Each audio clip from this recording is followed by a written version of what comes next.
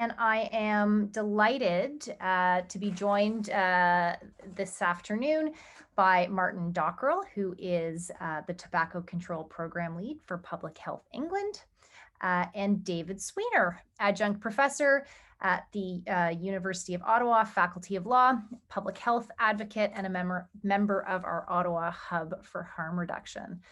So this afternoon, Martin and David will be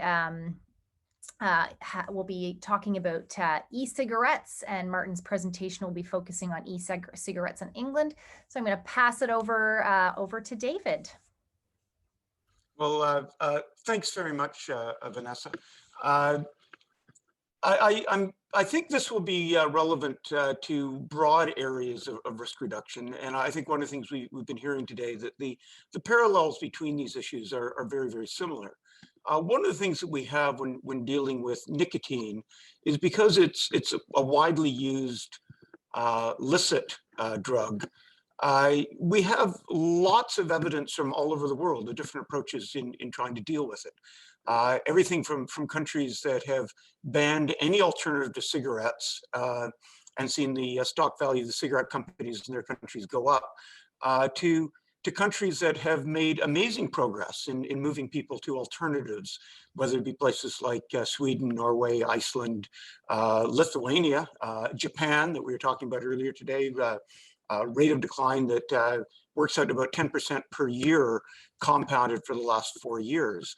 But a country that's really stood out on this is England. And I think it follows a pattern of England taking fairly rational views about how to deal with a range of drugs. And I think we're really fortunate to have Martin here, because Martin has a background in dealing with risk reduction in other areas, worked for years on public policy advocacy on smoking, and has spent the last 7 years at Public Health England, which has really been the lead, I think, globally in trying to apply a risk reduction approach to dealing with nicotine. So Martin's going to give us an overview, and then he and I are going to chat for a while, and it's open for other people to throw in questions that I'll pepper Martin with. So go ahead, Martin. Thanks very much, David, and that's a lovely introduction. I have to say, harm reduction, including tobacco harm reduction, is so fraught and contested that often my introductions aren't quite so glowing, but I'll take it. So David asked me to speak to a title, "The Difference That Makes a Difference." And so just a quick outline. What I'm going to do is I'm going to talk to you, I think, to give you some background about tobacco control and harm reduction policy in the UK. Then I want to focus on 2 things that might be more of interest to you and more internationally pertinent. One is the EVALI outbreak and its repercussions. And the second is the issue of flavors in e-cigarettes, which is an interesting controversy all around. So the fundamental difference, I think, between the UK and other places is that we started talking about tobacco harm reduction in a measured, consensus-building kind of way a long time ago. We started in 2008, before really e-cigarettes were on the radar of public health professionals. We weren't really talking about e-cigarettes particularly, but we had a sense that there were going to be new reduced risk products that were going to come on stream. Things have been going very well. So adult smoking rates have fallen by about a quarter, and youth smoking rates by about a half. I hope that's right, because you guys can see more of my slides than I can. I'm blocking that bit of my slide. So since 2016, however, e-cigarettes have been tightly regulated in the UK. So it's kind of interesting. In Canada, you had this notional ban on e-cigarettes, but a kind of quite a thriving market. So it was where the government kind of turned a blind eye. Is that fair to say? But the big tobacco companies stayed out. In the US, it was the opposite. In the US, there's been really relatively little regulation, but in the UK, we've had regulation, comprehensive regulation on e-cigarettes for about 5 years now. We also have a pretty solid consensus. No matter, we had a really good debate in the House of Commons today. You can check it out on the British Parliament TV. And pretty much every speaker was saying the same thing about e-cigarettes. You know, we know they're far less harmful than smoking. We know that they're effective in helping smokers to quit. We just need to get more smokers to switch. We don't want kids starting, but really, you know, we're not making the most of the opportunity to reduce the harm from smoking. And these have been compounded by two, I mean, we had loads of evidence for that before this autumn, but just in the last month, we've had the government's major committees, the Committee on Toxicity, the Committee on Carcinogenicity, and the Committee on the other one, mutagenicity. No, I'm not going to manage that. Anyway, that one. All coming together and coming to the conclusion these cigarettes are far less harmful than smoking. We have a Cochrane collaboration.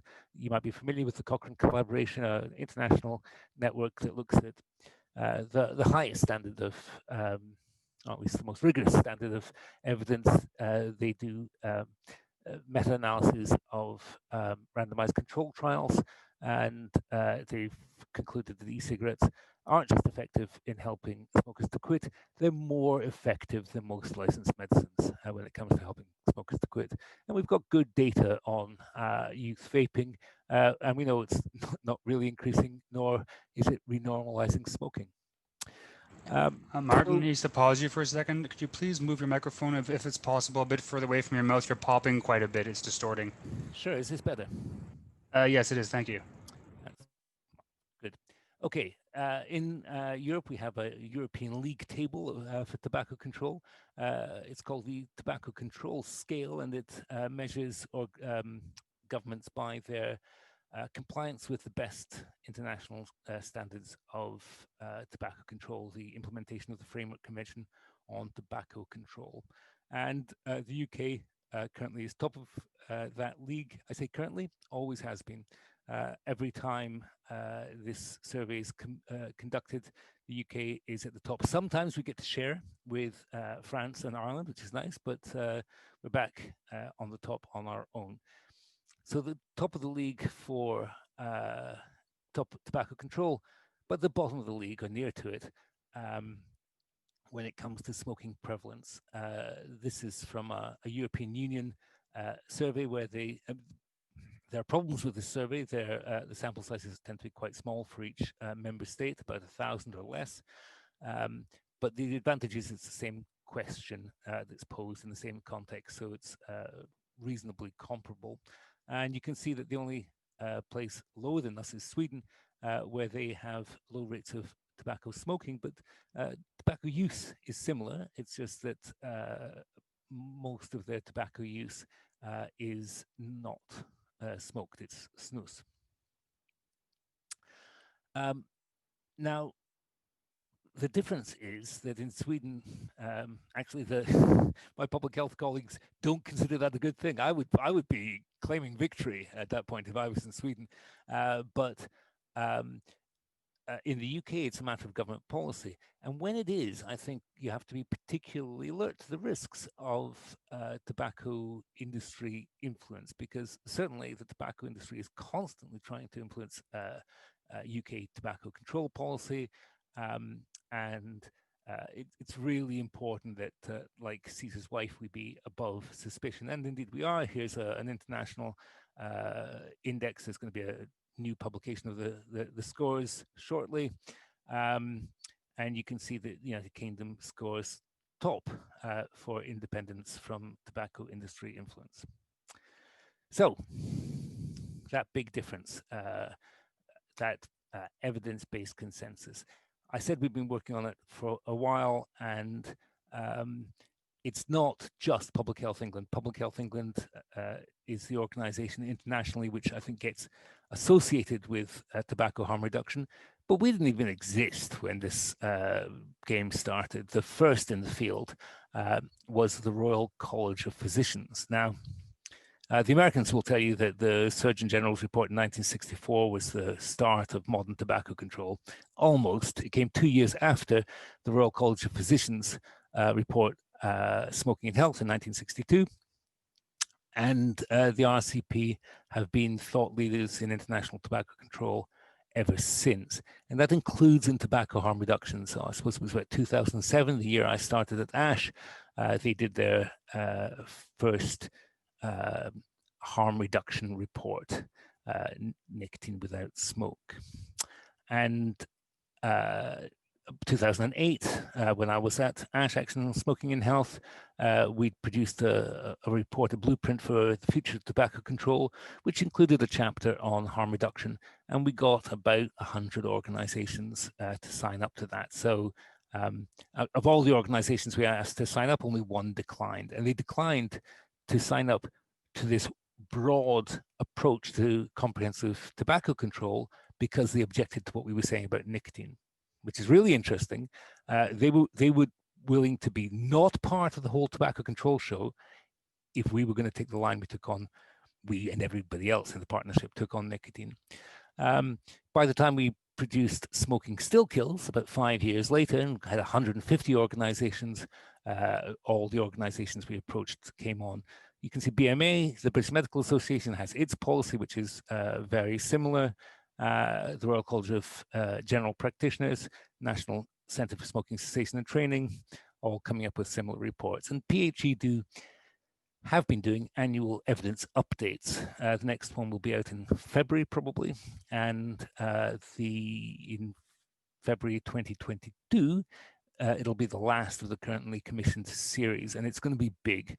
It's going to have, it's going to sum up all the 9 previous reports, and it's going to have 9 systematic reviews. It wasn't always sweetness and light. After we did 2 or 3 reports on e-cigarettes, nobody noticed. And we did one where we said e-cigarettes were 95% less harmful, and oh, did the shit hit the fan. And there was just outrage from some of our colleagues, some real activists, and this front page cartoon appeared on the British Medical Journal. I think that's supposed to be me. But a couple of years later, the Lancet had an altogether more sober front page. And the scale of harm from smoking requires such bold and defensive decisions to be made on electronic cigarettes with imperfect information. So, I mean, of course, we need more data. Of course, we're only making the judgments on the evidence we have available now, but we have to decide now. And if you're not going to make a decision on the available evidence, what are you going to make your decision on? So, well, that was the situation we were in 5 years ago, where we didn't have a lot of information. Nonetheless, we came up with a comprehensive array of regulations. We had a minimum age of sale, limits on nicotine concentration, warnings on packs, tests for ingredients, and the power to remove products that don't comply with those regulations. Well, look, it was 2016. We didn't know if they were going to be right or not. We knew that this was really the first draft of e-cigarette regulation in the world. And so in Europe, we committed to doing a post-implementation review after 5 years. And that's about to happen. In fact, the European Union bit of that review has already been announced and is beginning to roll. And the UK bit of that review, you can expect an announcement very soon. And we'll be just doing a sense check. Have we got this right? Has a minimum age of sale been positive, or has it been counterproductive? Is 18 right, or should it be something different? Are the warnings on packs right, or are they scaring people off a less harmful alternative? Would we be better having an endorsement, a government endorsement on packs, for example? So this is all up for review. But we really do know that e-cigarettes are effective in smoking cessation. And just don't listen to anybody who says they're not. We have the best randomized control trial evidence for clinical settings, and probably the best of those surveys. Studies found that e-cigarettes were about twice as effective as best combination nicotine replacement therapy. But if you're thinking about how they work in the real world and not in a clinical setting, again, we have pretty good evidence from the UK. But, you know, you have to tell people, you have to tell smokers that it works and it's a good idea. If you tell them it doesn't work and it's a bad idea anyway, it's much less likely to be effective. And I won't dwell too much on the Cochrane review, but just to say it's a living review, because we know that these studies will continue to come in, the picture will continue to change. We haven't got perfect evidence yet.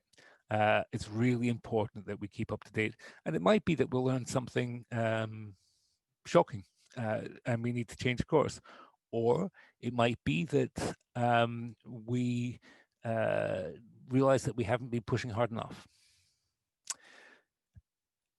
It seems I'm constantly baffled by how we can have any controversy about whether e-cigarettes are or are not less harmful than smoking. You can talk to public health professionals and other clinicians, and they seem to think, as do many members of the public, that e-cigarettes are close to or even as harmful, sometimes more harmful than smoking. The US National Academy of Sciences report came out in 2018, and from the coverage, you'd think that they were damning about it. They weren't. They said, on the available evidence, what else is there? E-cigarettes are likely to be far less harmful than combustible tobacco, but more evidence is needed. Well, more evidence is always needed. The best you can do is judge on the existing evidence. And they weren't alone in that. So the US National Review of Public Health went even further, as you can see, saying that there was a potential for saving more lives more rapidly than previously possible. Amy Fairchild, previously at New York, now at University of Texas, again, comparing the UK and US approach. Also, I would commend the article in Nature that was published earlier this year, January, I think. Now, I know the data is a little different in the States and in Canada, but we can talk about that. There was an increase in e-cigarette use among young people from like nobody did it because it didn't exist to some kids did it occasionally. And it got to this kind of ever use, tried once or twice, got up to about 10%. And has stayed at 10% for the last 5 years. It's remarkably flat. This isn't a huge survey, so it's really interesting that the data are so consistent. These differences are not statistically significant. But it becomes hard to measure weekly use. So that's right down at the bottom. And in this group of 11 to 18-year-olds, it doesn't get ever as high as 2% for weekly use. And you can see that uptick sorry, that's more than weekly use. If you look at the uptick for kids who use e-cigarettes about once a week, you could say that doubled from 2018 to 2019, but of course those differences aren't statistically significant. Unfortunately, here's the big question, are they renormalizing smoking? Well, I'll flick back, look at the time when you see the big increase in kids experimenting, that's 2013 to 2015. What's happening at that time in terms of kids' attitudes towards smoking? Not only is it declining, that's to say attitudes towards smoking, against smoking are hardening, they're hardening faster than previously.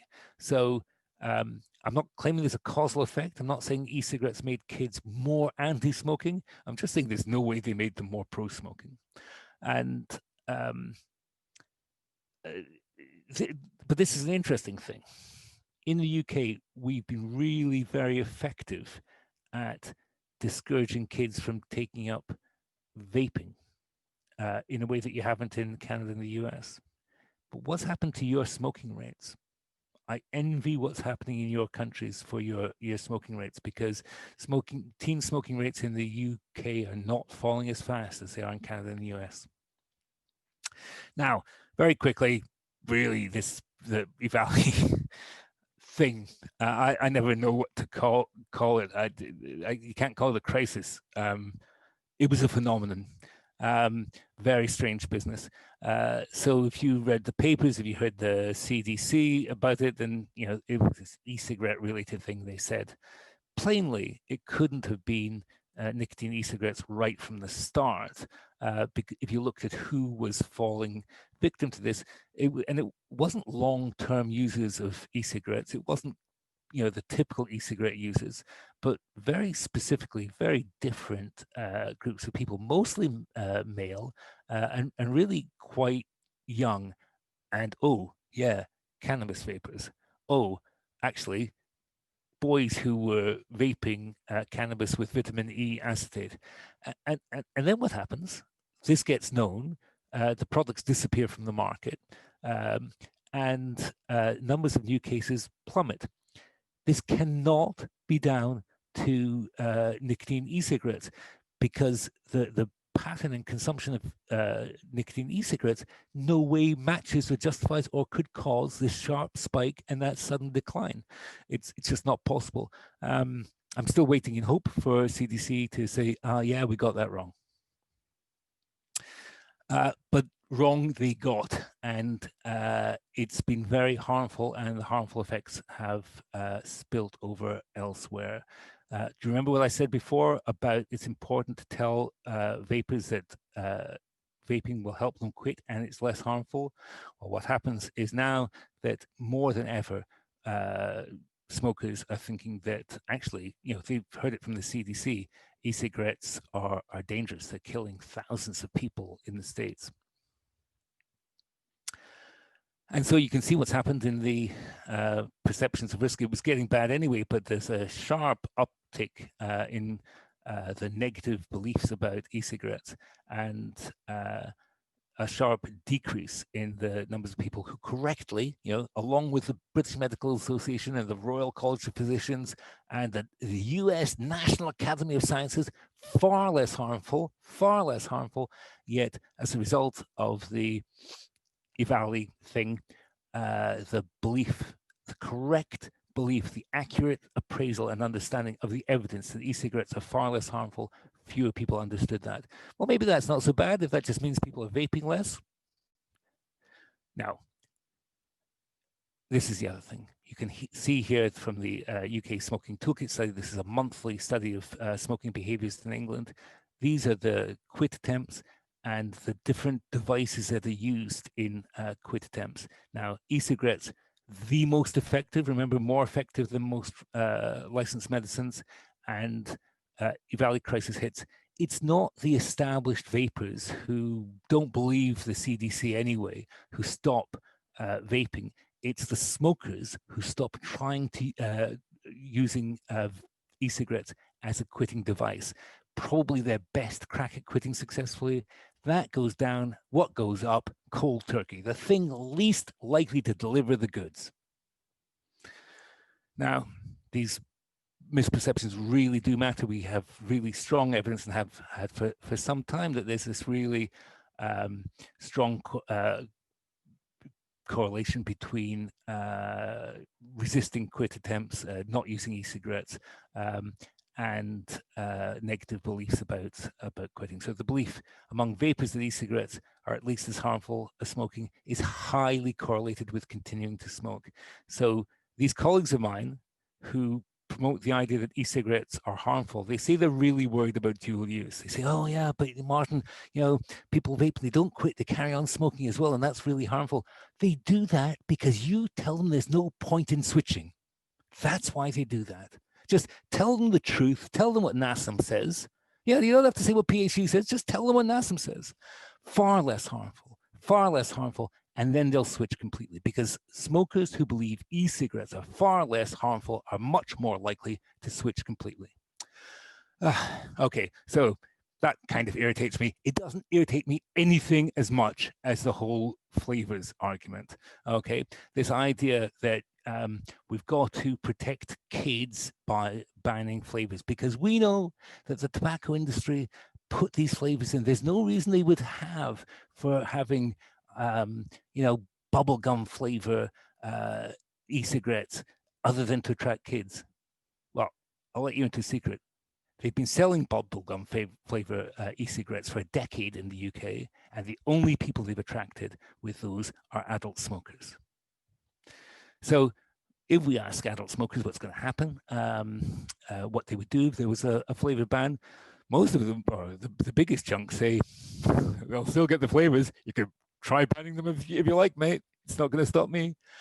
Some say that they'd go on to use unflavored vaping liquids and cartridges. This is the thing that they're supposed to say that public health colleagues would want them to do.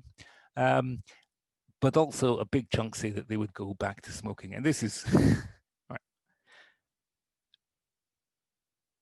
One smoker, one vapor going back to smoking is going to is much more harmful than the benefit you would get by scaring a dozen vapors off vaping. When vapors or any nicotine user, nicotine replacement therapy users, stop using their nicotine replacement prematurely, they tend to relapse to smoking much more quickly. But does it even work? Is it going to protect young people from the demon nicotine? The idea is that there'll be less appeal to youth, and so there'll be fewer young vapors, and that's got to be a good thing, right? Because we just don't want kids vaping. And it's true that they'll be less appealing to adults, and it's true that that might mean there's going to be less switching from smoking. But you know what? They're adults, they're making their own choices. It's our job to protect the kids. It's our job to look after the interest of the kids. But is that really what we're doing? When we're saying that we're protecting them, we'll have fewer young people vaping, we think that's going to be a good thing, except that most young regular vapers in the UK and in the US, and I suspect in Canada, I'm not so familiar with the Canadian data, are actually regular smokers or have been. And the evidence is that there's a stronger off-ramp from smoking through e-cigarettes than the on-ramp. Are we concerned about young smokers? I'm more concerned about young smokers than I am about the middle-class, shiny-faced kids who never smoke. It's the young smokers that worry me most. And will reducing the appeal of e-cigarettes increase youth smoking? And if you compare the data from the UK, where we've been really good at discouraging kids from vaping, as you've seen, we've been much less good at reducing smoking rates. Maybe in the UK, our highly effective vaping policies for stopping young people from vaping has kept young people smoking. That's not going to be good for them. But then what if we look at the other part of the equation? If we keep more smokers smoking, then we've got more smoking role models. And we know that that's one of the most important drivers for young people to start smoking. If mom and dad, or big brother, big sister, their uncle and their aunt, if they smoke, they're way more likely to smoke themselves. More parental morbidity and mortality, sick and dying parents. Look, I'm sure that vaping isn't great for kids, but it's better than being an orphan, right? Larger households spending more money on tobacco, larger proportion of the household spend going on tobacco. We have about 1 million fat kids in the UK who live in poverty, and the difference is the amount of money that their parents spend on tobacco. If those parents could switch out of tobacco, which is really a very expensive addiction in the UK, if they could switch to reduced risk products and then off completely, then it would radically improve household budgets. And then the kids wouldn't be exposed to secondhand smoke either, because we know, I mean, the evidence is really clear that vaping is, the secondhand vapor exposure is way, way less harmful than secondhand smoke exposure. There is some evidence of triggering asthma. It's true in susceptible people, but nothing like the harm that we see from secondhand smoke.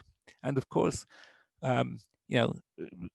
more adults smoking include more pregnant women smoking, and it's a real struggle in the UK. We've been pretty good at reducing youth smoking. We've been pretty good at reducing adult smoking. But the thing that we haven't managed to do in the last 5 years is make any kind of dent in maternal smoking. If we keep maternal smoking high, then I promise you that's not in the interest of improving youth welfare, children's health. Okay, David, I'm going to stop ranting now. That was my last slide. I'm done. No, now we get to those questions. I think the first one, Martin, and for those who don't know, I mean, the reason that Martin is obviously so intelligent and articulate and good looking is that he was born in Canada. He's a native of Edmonton, which you can probably tell from the accent, and lived part of his childhood in Toronto before we unfortunately lost him. But Martin, you've worked on other issues of risk reduction, and particularly on early days in the AIDS campaigns. And because we're talking about other issues of doing less harm at this conference, what lessons do you think there are from what you were involved with in dealing with AIDS that we could apply on nicotine or other issues, but specifically because we're talking about nicotine now? What are some of the things that you think we should be learning from that experience? Well, so I was chief executive of an organization called Gay Men Fighting AIDS, and we were kind of very much the angry squad of HIV prevention in the UK in the 1980s and 90s. And there were organizations like ACT UP as well, who were kind of very loud and assertive. And we saw a massive change in attitudes towards the populations who are at risk from HIV, gay men to drug users, sex workers.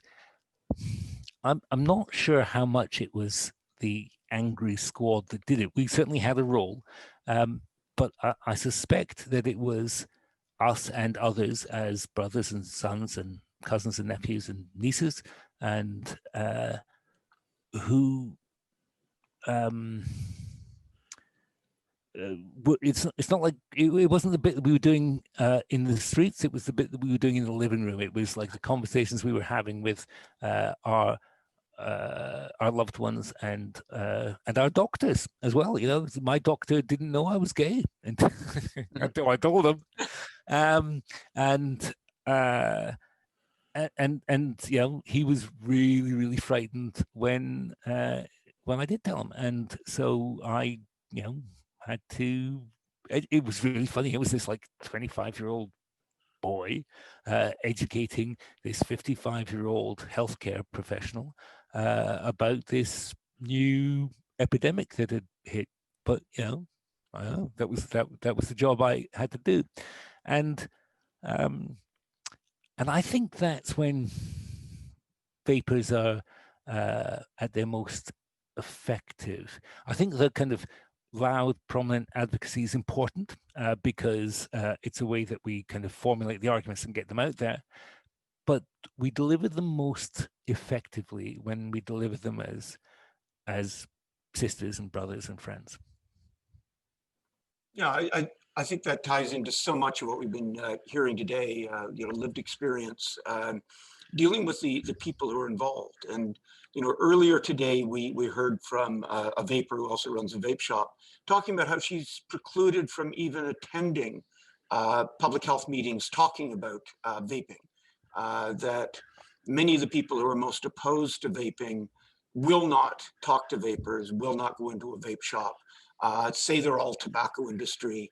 When they write to Health Canada or to parliamentarians, they're dismissed by the prohibitionist people as somehow being, you know, caused by the tobacco industry. And I think my experience is one of the things that was fascinating about the UK is that an awful lot of the people in leadership positions in the tobacco control movement have been very involved in smoking cessation. They've been working with real people. And we now see, you know, them advocating and achieving things like vape shops inside hospitals. working with vapors, getting vapors to help cigarette smokers learn how to switch. And it is that sort of personal connection. And do you think that did play a big role in the UK taking this much more just humanist approach, that it's not, a theoretical or a moralistic thing. It's about, I know people who are doing this. I'm dealing with them all the time, and I'm trying to help them save their lives. And is that the parallel with AIDS, that you just came from a different background than in our countries, where so many of us advocates, we're simply spending our time fighting an industry and believing that we're fighting evil? So I think the forces of darkness, of light against the forces of darkness thing is important. It motivates people, and I've used it to motivate people. Yeah. But it's not a very good way of making rational judgments. We talk in tobacco control about the scream test, right? If the tobacco industry doesn't like an idea, it must be a good idea. That's really, really stupid. That is the stupidest argument I've ever heard proposed by public health people, and I've heard some stupid arguments proposed by public health people. But I'm not sure it's quite as you put it. I think so. The US is interesting because, well, first, I'm going to reject the whole idea that the UK is one way and the rest of the world is another. That's not right. There's a diversity of views in the UK, and there are as people who are exactly as you describe, David, and people who insist, for example, that I must be secretly in the pay of the tobacco industry, and they've said so, and they occasionally say it to me, but they often say it to my colleagues. And because that's the only way they can understand, make sense of why I disagree with them. I'm a conspiracy theory approach to all of this. Somebody must be paying me to be bad, because they know I'm not yes. intrinsically bad, because they knew me from before. Somebody must have made me bad, and obviously it's the tobacco industry, because that's what they do.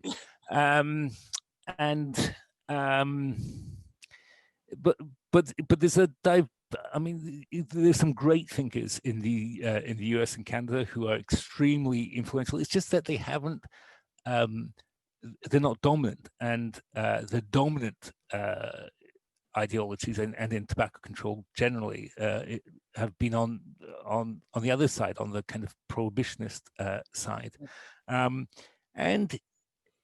that certainly, and I think I blame the Americans. So I used to be, before I was a Canadian, I was an American. I was born on an American passport, and so that explains a lot. Yeah, and there is something in American culture that resonates really well with, on the one hand liberty, but on the other hand prohibition. And so if you look at what how the gay community in San Francisco, I told you the gay community in London reacted to the AIDS crisis.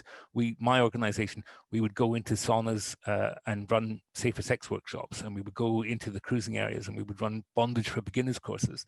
But what did our brothers do in San Francisco? They closed down their own bathhouses. They marched on the bathhouses, burn the beast, kill the beast, and it's. So I think but not all. I mean, there's some great harm reductionists during the AIDS crisis in the US, but they weren't dominant, and it's hard to be dominant when the other side is just screaming, "They're evil. Don't listen to them." Right. Yeah, I think the Lisa McGurr's wonderful book on alcohol prohibition in the States. The War on Alcohol was very good in saying that there's this ongoing tendency in the US to want to use the power of the state to impose your moral views on the behavior of others. And that underpinned prohibition, but of course also the war on drugs, the war on crime, the war on sex outside of marriage, and now the war on nicotine. And many of us, and a great many nicotine users, are collateral damage with that. But in terms of approaches, one of the other differences I see is the way that vaping is treated in the UK compared to here. So that here it's illegal for a vape shop to tell people there's a difference in risk between the products. In the UK, I go into shops back when we were still able to travel. I'd go into shops and there'd be signs up quoting Public Health England about relative risk. And here I go to shops and the signs by law have to say no smoking, no vaping. They're treated exactly the same. How do you deal with that, and what sort of impact do you think that has, including on how the public's perceiving risk? Well, so this is interesting. So the job is not done in the UK. So it's true that vape shops have signs that say, Public Health England, say e-cigarettes 95% less harmful.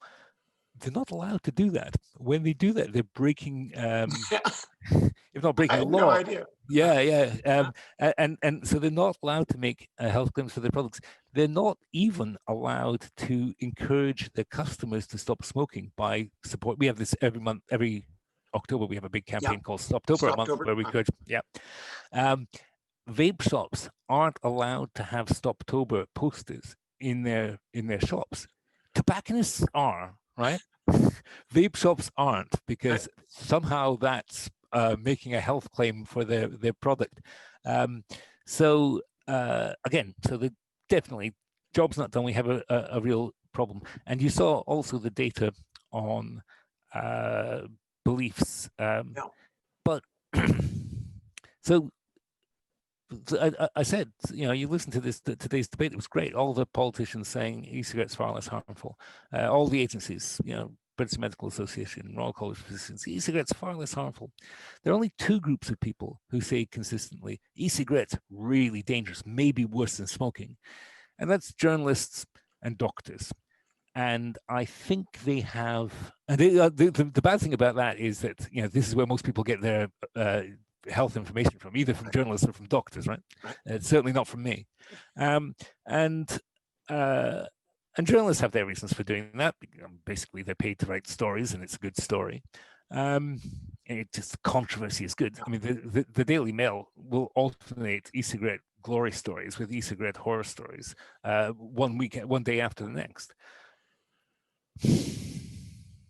Doctors, so RCP, BMA, at the top level, they've really got it. Even the British Thoracic Society too. But rank and file, anti-smoking thing, there's been the thing that they didn't have to think about that they knew was good, right? Opposing smoking, and they were really influential in doing that. And it made them feel good. And they've got a very high standard of stuff they'll recommend. They, first, do no harm. They really, really don't want to recommend anything that might be harmful. They're not like public health people who are more relaxed with harm. They do harm reduction. They do harm reduction more than they know, but they don't allow themselves to see it that way. And so we're not going to persuade journalists, I think, that they should stop writing scare stories. We have to persuade healthcare professionals, particularly doctors. And there's this strange paradox. I think our best road to that is vapors persuading their doctors, because doctors do learn from each other, from what they hear from each other. And there's stuff they learn from medical school, and they read stuff in the Lancet and stuff sometimes, and they listen acutely to the health stories on the news, I'm sure, and read those articles very carefully in the Guardian and the Telegraph, and probably glean a lot from them. But the other way that they learn about things that really matter is they hear their patients telling them powerful stories of what worked. And look, we've got 2 million smokers who quit from switching to e-cigarettes. they just have to go and look, Doc, this really worked for me. I know it sounds weird, and I know you're worried about that, but look, but on this, trust me, it worked, and it works. In fact, very similar to what people traditionally said to their doctors in other areas of absolutism, of abstinence only, to say, you know, you may feel this and you may feel comfortable saying it, it's not my lived experience. And if they hear that often enough, sometimes it changes. But another part of this that comes up is how much of the opposition to vaping do you think is based on this view that somehow it's a plot by big tobacco? You know, you're mentioning this earlier. To me, I mean, the evidence, of course, doesn't back that up. This came from outside the industry. It's a huge challenge to the industry. It's destroyed the value by about half of big tobacco because it's a threat to their long-term viability. But at the same time, this keeps coming up that it's got to be big tobacco, and we have to oppose it. And how big is that? And how do you look at ways of countering it? Like you say that you, like me, will get accused that somehow you must have been poisoned by the bad guys here. You know, we're fighting evil, and all of this is evil. How do we overcome that? And is it a matter of, you know, talk to the people who are really, you know, on the line here, or will facts actually make any difference? Because my experience is a lot of the people simply will not listen. If you say, let's sit down, you know, I'll explain what's going on with the tobacco industry on this, you know, I'll give you the background of where it's come from, you know, we'll talk about why it's a threat to them, what their business model was, I'll show you the stock charts. And the answer is absolutely not. I won't talk to you because you're obviously, you know, you hang out with witches, you must be a witch. Yes. Next question. So it is a very, very powerful narrative, and it sustains the people who relate. I mean, part of me think of, you know, some of the colleagues, I don't have to name them, who I think you can't really believe that, but actually I think really believing that is important to them, and it's important to their idea that they are on the side of the angels. And actually, you know, there's nothing that convinces a martyr more that they're right than when you light the fire underneath them. I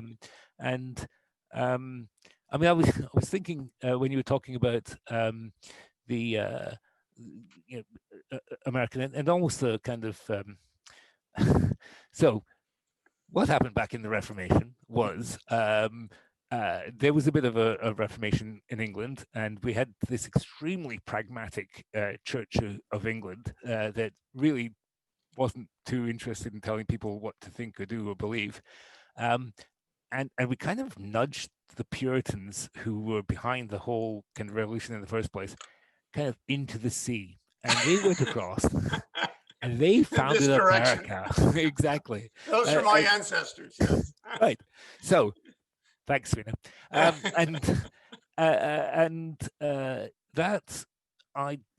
That kind of set of moral values, that way of seeing the world, really does condition the way some of America thinks. In the same way that the rather more pragmatic Anglican, and I'm like, I have no. My family Catholic, so I mean, this I'm a impartial observer in this kind of thing. But that kind of much more relaxed kind of Anglican view of tolerating difference and listening to people with respect. Yeah, so we've seen it in other issues of drug policy, the way that the UK stood up to pressure from the US and alcohol prohibition, fought for quite a while against the whole war on drugs approach, has been more pragmatic on nicotine, certainly has been more pragmatic on dealing with AIDS, sexual health in general. I mean, I liked it summed up the idea that people in the UK were reading John Stuart Mill while people in the United States were listening to the Reverend Billy Sunday. Well, look, it was Obama's second term before there was federal funding for the first federal funding for needle exchanges in the U.S., right? Yeah. It was Obama's second term. Yes. You know, Well, and what the expletive? I mean, Yes. and like the and 25 years too late. Yeah. Yeah, and it was groups like ACT UP that decided that the way you dealt with some senior politicians was not through reason. It was through things like putting a giant condom over their home. That I think this is, raises ongoing issues about how best to deal with this and how to get information to people. I mean, one of the first books that I was recommended when I started working in this field, actually by a journalist with our national broadcaster, was a book called Don't Blame the People, saying that people can only make as good a decision as the information available to them allows. And it's simply unethical to give them inadequate information to make an informed decision and then hold them responsible for making a bad one. And that was an argument we used to put warnings on cigarette packages and to ban cigarette advertising. And now it seems to be turned back on us, where we find, just like in your country, even more significant, I think, how few Canadians who smoke cigarettes understand how much they reduce their risk. How many people went back to smoking cigarettes from vaping, just as they did in the United States, because of all the scare stories about EVALI and the media really enjoying playing that up, because that got an awful lot of hits. What's the most effective way to counter that? Well, I mean, it's so I think my Canadian colleagues in this kind of circumstance, when they're asked about the relative risk of e-cigarettes, they don't actively misinform the public. They just squirm quite a lot. And but just south of the border, they tell people the opposite of the truth. Yeah. The opposite of the truth. Well, yeah, I think that's a really key point. I mean, the Centers for Disease Control actively misleads people on issues of nicotine. They've done it historically on smokeless tobacco. The things that they've been doing on vaping are just beyond imagination. But we also see in research that comes out of your country from the Wellcome Trust, what level of trust do people have in health information from government sources? And then that ties into what's going on with COVID, because in the United States, their data would say that, 4 out of 10 Americans do not trust government health information, even some. They just don't believe it. And how do we deal with a pandemic when people aren't believing information from government health sources? But then how do we deal with those government health sources when they've been actively self-immolating their own credibility, for a long time? There's reasons why people wouldn't trust them. How do we get that back? And what's the struggle? How are you finding the public perceptions of the messages that you're giving about vaping? Is there a receptivity? Are you reaching people who wouldn't otherwise be listening? The sort of people that in the US would just simply tune out a message from the government. Well, I have data that can show you that you're asking the wrong guy. I showed you that slide. We're losing that debate, David. We are not persuading people. We are not. I mean, we as a kind of policy establishment, we all get it, but public opinion continues to go in the wrong direction. And so, and I think one of the reasons for that is that the most trusted source of information on this issue in the UK has been consistently wrong. Look, the 25-year-old me who went to his family practitioner and asked for the hepatitis B vaccine. I was told I didn't need it. I explained why I did, and he pulled back and put his gloves on just to write the prescription. he wasn't going to write a prescription without having latex gloves on. And so we talked a lot about and I hope that that helped him receive the next 25-year-old a little bit better than he received me. But we have that job, and I think until we have persuaded healthcare practitioners in the UK to that. So you're right, we do have some vape shops in some hospitals. We also have some very senior people in the National Health Service and NHS England saying we must not have vape shops in hospitals. That's just wrong.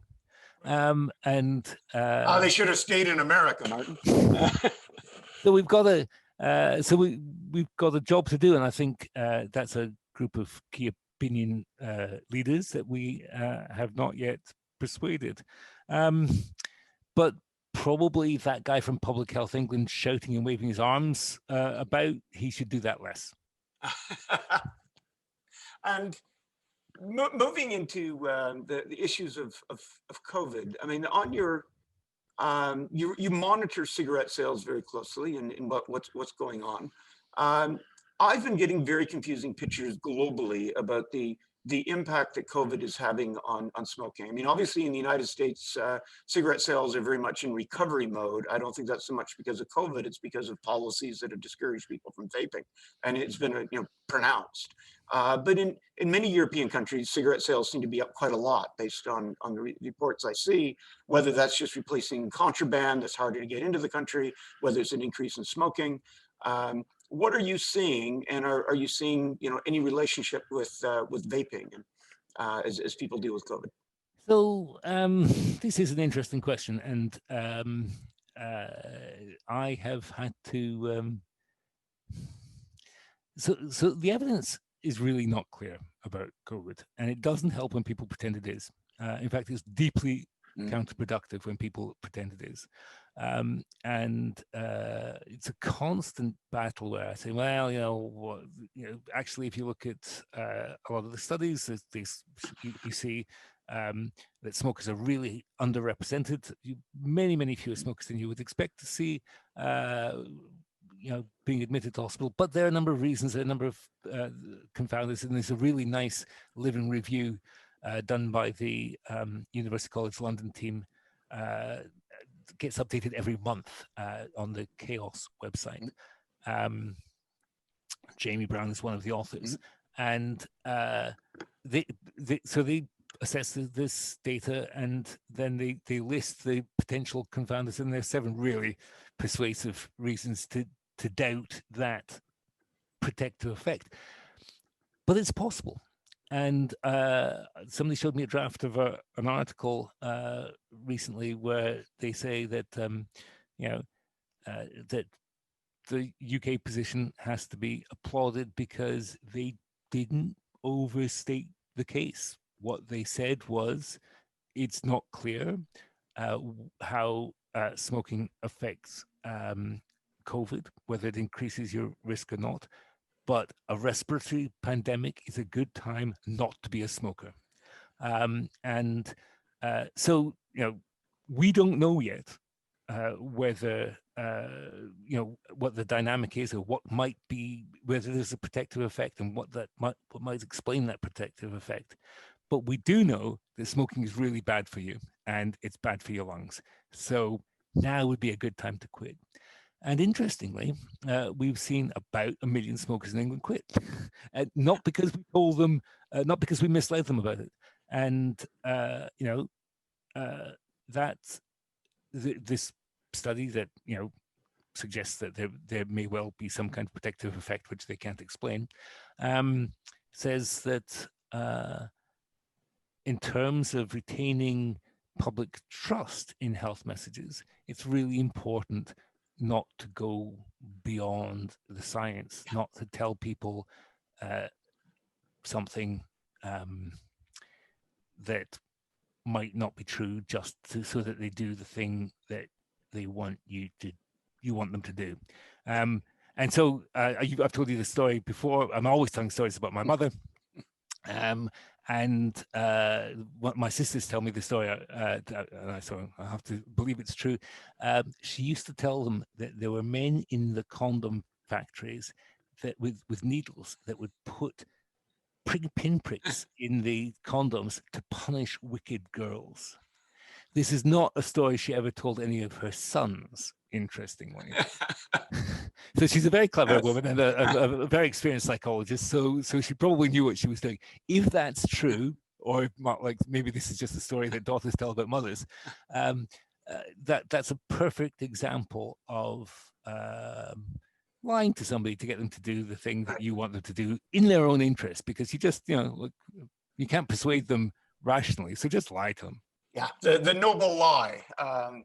Very hard to justify on any sort of ethical grounds. But, well, I think we're just about out of time, but I want to really thank you for this. I mean, it is a fascinating a situation that we're living through. Is to say the UK doesn't have it right. You have it a lot more right than we do in Canada. We just have our usual position of saying, hey, whatever's bad here, it's worse to the south. And we're dealing with different situations all over the world. There's much that we can learn, and it sure would be a great world if we paid more attention to the science, more attention to human rights, and started doing much more rational, honest things on public health. So thanks very much, and over to you, Vanessa. Way too much fun, David.